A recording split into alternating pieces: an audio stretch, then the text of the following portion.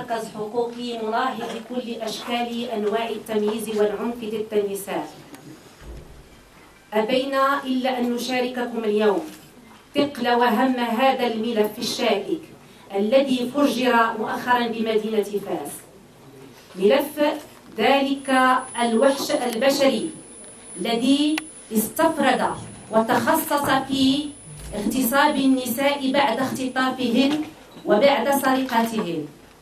إننا نقول إنه اغتصاب ممنهج ومقصود مع سبق الإصرار والترصد. إننا اليوم أمام معضلة اجتماعية، ولن أقول فنن فيها هذا المجرم وأصبح مختصا ضليعا.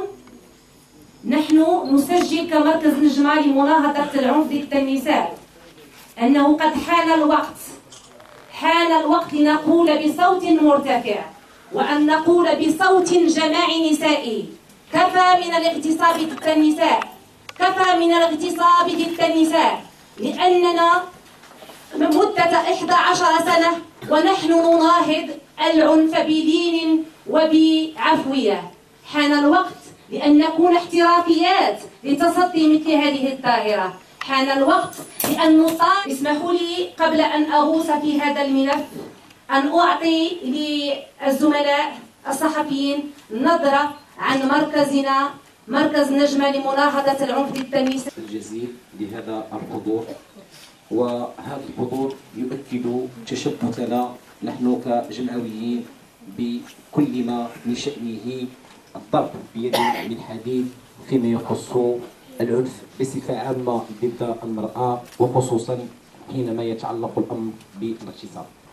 أولا فهذه الظاهرة هي ليست بظاهرة جديدة في المجتمع المغربي، وإنما هي ظاهرة قديمة، لكن الجديد أو الشيء الإيجابي هو أن الآن نلاحظ أن هناك تفاعل بين المجتمع الذين لن يستطيعوا تقديم هذه الشكايات.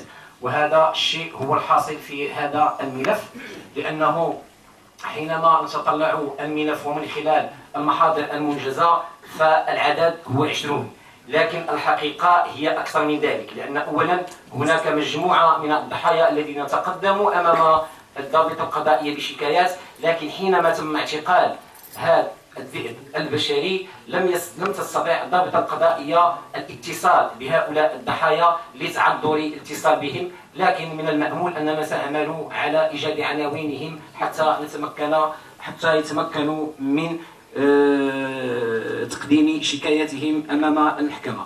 ثم هناك مجموعة من الضحايا الذين قدمنا شكاياتهن لكن لم توجه بعد إلى الضابط القضائي، وبالتالي فإن العدد 20 محتمل أنه يرتفع إلى عدد أكثر، وربما على أنه سيتجاوز 50 أو 40، لا نعلم، لكن هذا هو الاحتمال الوارد. حينما نعود إلى شخص هذا المتهم، يعني شيء طبيعي أننا سنعود إلى ماضيه. الإشكال الذي طرح الآن أو الذي سيطرح فيما بعد هو على أنه دور العقوبة، بمعنى أن هذا المتهم هو سبق له أن قام بمثل هذه الجرائم معنى لفترات متعددة، لديه عدة سوابق منذ 1980 وله عدة سوابق 1980 1993 ثم أظن على أنه في 2004 والمرة الأخيرة هي 2006، وجلها تتعلق كذلك بالاغتصاب. الإشكال هو أنه كيف يمكن، يعني ما دور العقوبة؟ العقوبة لم تلعب أي دور في إيقاف أو الحد من إجرام هذا الشخص، بالتالي فتلك العقوبة التي قضاها لم تحقق المراد.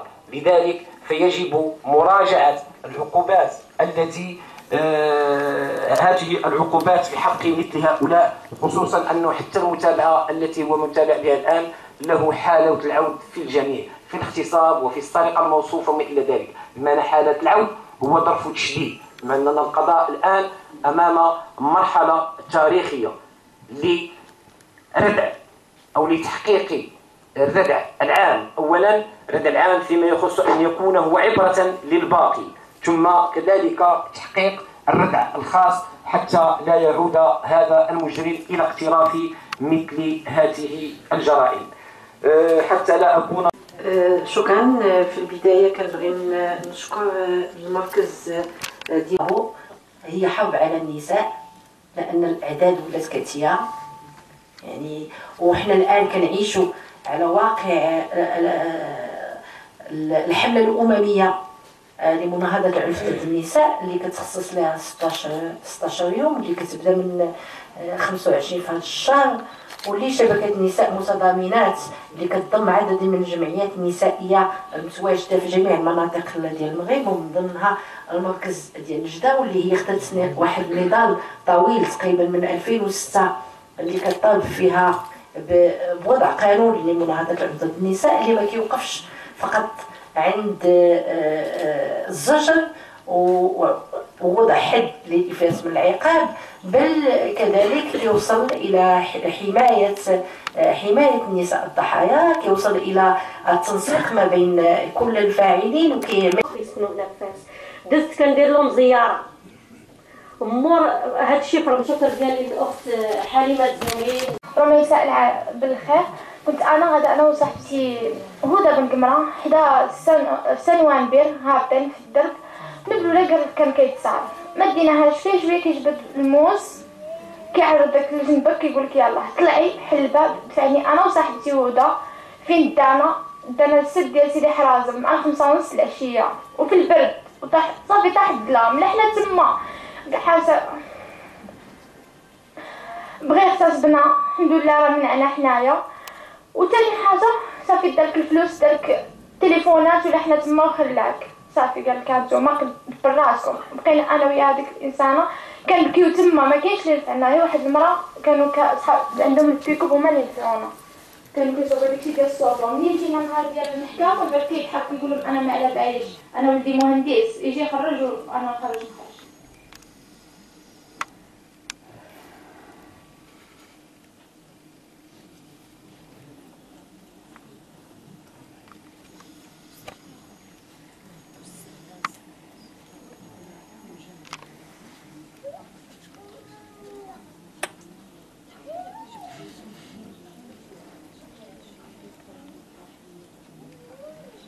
شكرا. نعم.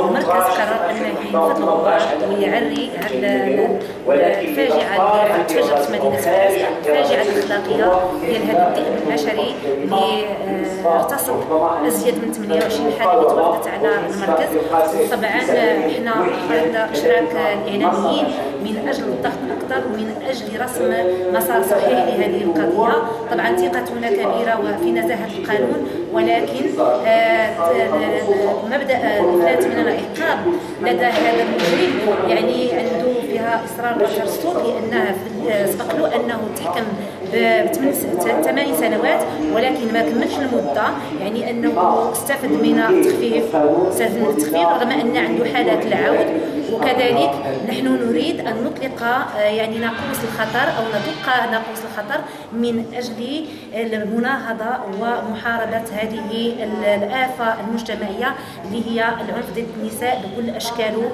الاغتصاب، الاختطاف وكل انواع العنف. احنا كنساء كننددوا بها وكنطالبوا بان المجتمع كله يصفنا. كنفاش النهار ديال الحد ساكنه في حي الامل اون فاس الكليه ديال الطب. نتوما عارفين ديك البلاصه فيها الموبلات بزاف تيتبنى، وغادا على رجلي غادا عند اختي. وداك النهار الحد مزال مكاينش حنايا تما اللي تيكونوا تيبنيو تيكونوا الناس كانت الدنيا خاويه. جاو حتى وقف حدايا بالطوموبيل ديالو ونزل ماشي هاز موس هاز الشفره باش تيبتو، وقف حدايا وحطها لي المخ قال لي تضري نخشيها لك من هنا حتى تخرج لك من هذا الشرب. هزني معاه في الطوموبيل وهو تيقلب لي في الصاك ديالي، تيهز لي الفلوس، حيد لي الخاتم، الساعه ديالي، النظر ديالي، حيد لي كلشي. تنغرب فيه تنقولو دي كلشي، حطني بغيت نمشي بحالي، راه عندي 2 وليدات انا مطلقه، عندي ولدي كبير تيقرا في الاعدادي، تيقول لي لا ما نحطكش حتى ناخذ اللي بغيت منك. طلعني الجبل في سيدي حرازم، تما اغتصبني.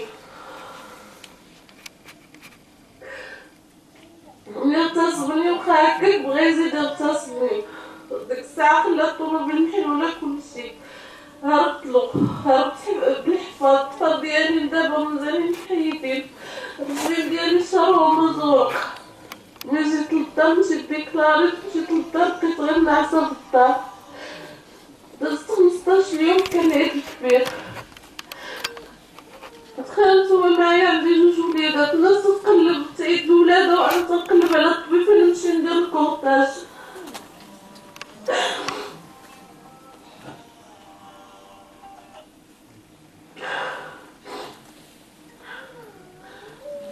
كتبقى مسكوت عنها وما تدخلش لحيز الوجود، ما تيتمش البيت طالع عليها، لان للاسف مازال المجتمع ديالنا تيعيش تحت وطأة ثقافه العار. مازال عندنا هذه الفكره هذه، تنحاولوا بجميع الوسائل عن طريق وسائل الاعلام، عن طريق فعاليات المجتمع المدني.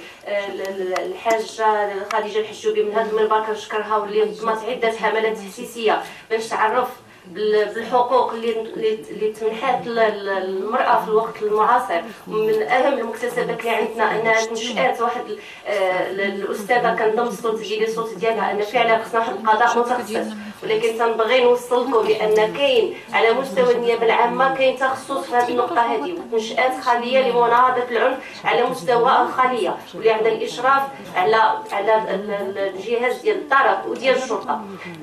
باختصار النقطة اللي بغيت نوضحها للاسف ان المداخله ديال الضحيه السيده فاطمه الزهراء كنت كنتمنى لو ان كنتطرق لنا المسائل القانونيه باش نتوضعوا الصوره، لانني فعلا عندي اطلاع كجميع الناس اللي هنا حاضرين، اطلاع عن طريق وسائل الاعلام.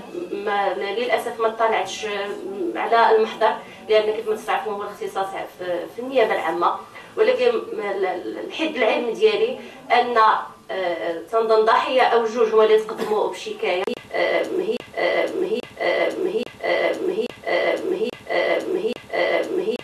هي من هذا خلال التدخل ديالها وجهت واحد الشكر للضابطه القضائيه، وانا بدوري كنوجه لهم واحد الشكر، ولكن اللي يعلم الجميع ان الضابطه القضائيه ما تتحركش بدون الاشراف والتسيير والرقابه ديال النيابه العامه.